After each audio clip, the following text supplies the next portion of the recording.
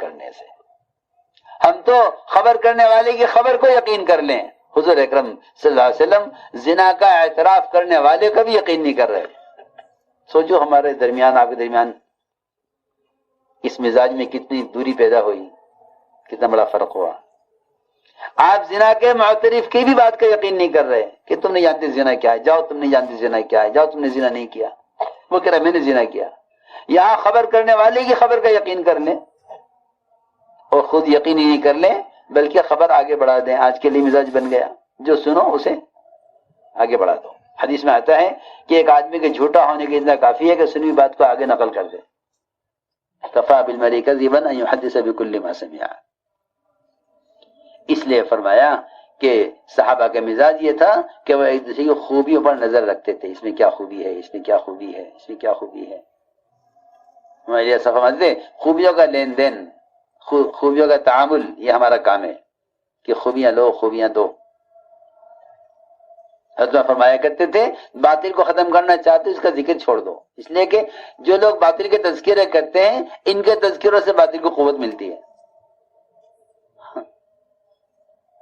امیت الباطل بہتر کے ذکر ہی کہ باطل کو چھوڑ دو، اس کا ذکر چھوڑ دو، باطل مر جائے گا.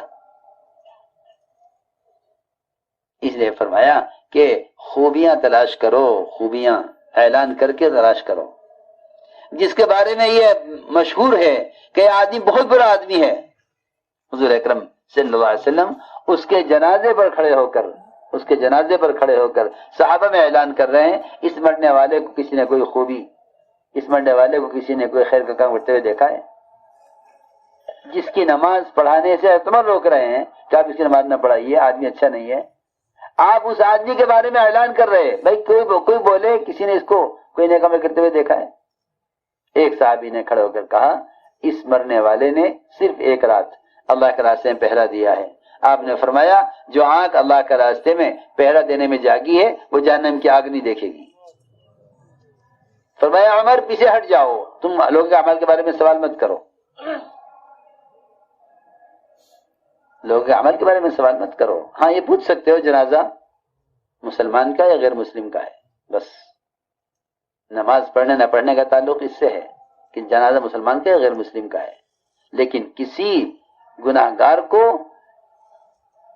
اس اعتبار سے حقیر سمجھنا کہ اس کی نماز نہ پڑھی جاوے، اس کی کوئی گنجائش نہیں ہے. اس لیے دوستو عزیزو دیکھو جو لوگ خرابی پر نظر رکھتے ہیں نا وہ اپنے آپ کو اس سے بہتر سمجھ لیتے ہیں. وہ اپنے آپ کو بہتر سمجھ لینے کی وجہ سے پھر غلط کرنے والوں کا تعاون نہیں کرتے. یہ ایسا ہے جیسے کوئی آدمی گڑھے میں گر رہا تھا اور موقع تھا بچانے کا لیکن آپ نے دوسرے دھکا دیا اس کو. ہاں یہ ایسا ہے کہ نہیں، غلط کرنے والا گڑھے میں گرنے والا ہے، تم اسے بچاؤ، اس کو روکو. اور روکنے والوں کو خیر خواہ بھی سمجھو کہ ہمارے خیر خواہ ہیں، ہمیں روک رہے ہیں. یا ٹوکنے والوں کو محسن سمجھو، ٹوکنے والوں کو اپنا محسن سمجھو، ہمارے محسن ہیں ہمیں ٹوک رہے ہیں. کہ ٹوکنے والا ایسا ہے جیسا گڑھے میں گرنے سے روکنے والا.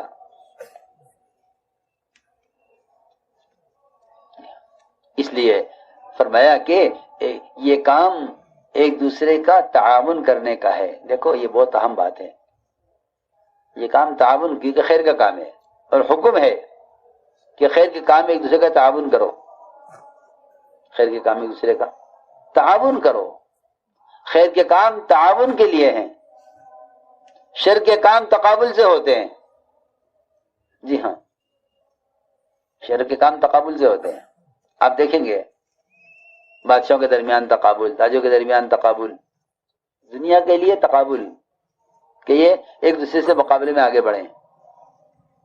اور خیر کے کام میں تعاون کہ خیر کے کام آپس کے تعاون سے ترقی کرتا ہے اور شر کے کام آپس کے تقابل سے ترقی کرتے ہیں. لیکن اس تعاون میں جو سب سے بڑی رکاوٹ ہے وہ حسد ہے.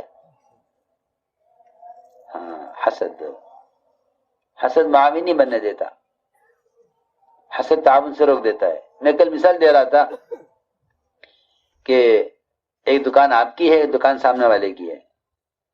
سامنے والے کی دکاندار سے آپ کو حسد ہے، دکان اچھی چلتی ہے، آپ کو حسد ہو گیا. ایک آدمی آپ کی دکان پر ایک دوا لینے کے لیے آیا، مریض پریشان ہے، دوا کی فوری ضرورت ہے.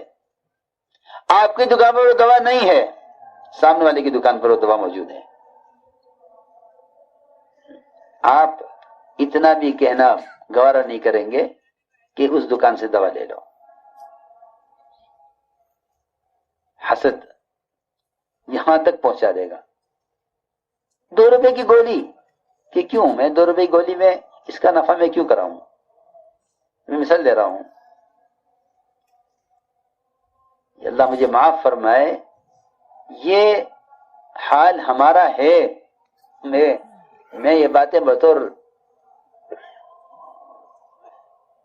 باتوں کے نہیں عرض کر رہا ہوں، یہ حقیقت یہاں تک پہنچ چکی ہے.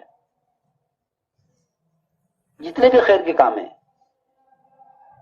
جتنے بھی خیر کے کام ہیں، ان خیر کے کاموں سے دن بدن تعاون ختم ہو رہا ہے. تعاون ختم ہو رہا ہے.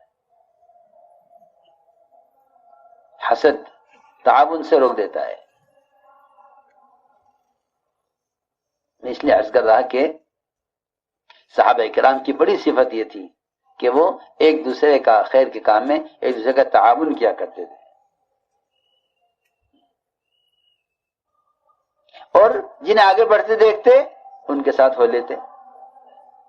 صحابہ کے قصے ہیں. حضور اکرم صلی اللہ علیہ وسلم نے ابو بکر بلکہ حضرت عمر حضرت زبیر ان دونوں کے ایک تقاضے پر پہلے کھڑے ہونے کے باوجود اور آگے بڑھنے کے باوجود اور قدیم اور پرانا ہونے کے باوجود آپ صلی اللہ علیہ وسلم نے تلوار ابو دجانہ کو دی. وہاں یہ بات نہیں تھی کہ ہم اہل ہیں، ہم پرانے ہیں، ہم بڑے ہیں، ہم پہلے کھڑے ہوئے، ہم نے آپ سے تلوار پہلے مانگی.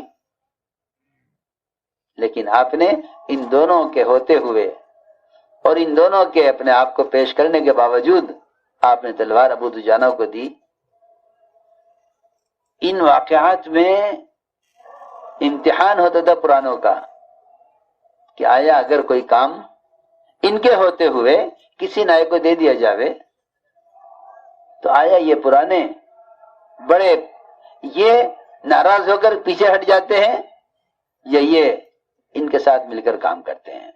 میں سچی بتاؤں آپ کو، حضرت اسامہ رضی اللہ عنہ کی عمارت میں یہی امتحان تھا. اس لیے کہ چھوٹے بڑوں کی مان لیں یہ امتحان کی ادنا سطح ہے، بڑے چھوٹوں کی مان لیں یہ امتحان کا اعلیٰ درجہ ہے.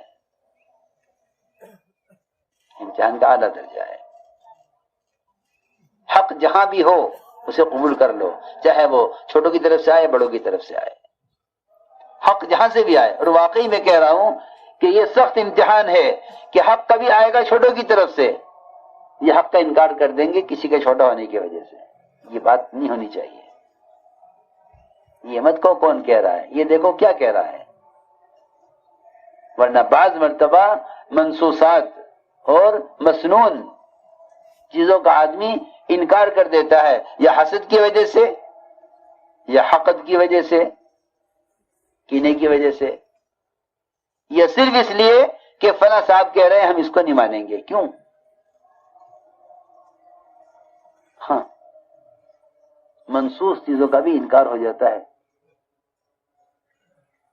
میں ضروری بات کر رہا ہوں، جو چیزیں منسوخ ہیں، مسنون ہیں، آپس کے اختلاف اور حسد ان کے انکار پر بھی آمادہ کر دیتا ہے. ہم یہ نہیں کریں گے. تو میں نے دوستو عزیزو ہم نے عرض کیا کہ حسد نہ کرو، بلکہ صحابہ کی مزاج یہ تھا کہ جس کو آگے بڑھتے دیکھتے اس کے پیچھے ہو لیتے. زبیر رضی اللہ تعالی عنہ پہلے کھڑے ہوئے، تلوار مجھے دیجئے. آپ نے ان کو نہیں دی، ابو دجانہ کو دی. زبیر رضی اللہ عنہ ابو دجانہ کے پیچھے پیچھے چلے میدان میں کہ دیکھیں اس کا کام. دیکھ کے فرمانے لگے دیکھ اللہ جانے اللہ کے رسول جانے کس سے کیا کام لینا ہے. ہاں، یہ نہیں کہ ناراض ہو کہ نہیں ان کو ملا ٹھیک ہے ہم چلیں ان کے ساتھ. بے شمار صحابہ کے ایسے واقعات ملیں گے، بے شمار قصے ملیں گے. اس لیے میں نے عرض کیا کہ حسد کرنا اللہ تعالی کی تقسیم سے اختلاف کرنا ہے. اللہ اس چیز سے ناراض ہو کر صلاحیتیں سلب کر لیتے ہیں. سب سے پہلا حسد علماء نے لکھا ہے، سب سے پہلا حسد آسمان پر ہوا کہ شیطان نے حسد میں سجدہ نہیں کیا. یہ پہلا حکم جو آسمان پر ٹوٹا ہے وہ حسد کی وجہ سے، اور پہلا حکم زمین پر ٹوٹا ہے وہ بھی حسد کی وجہ سے. پہلا قتل جو ہوا ہے زمین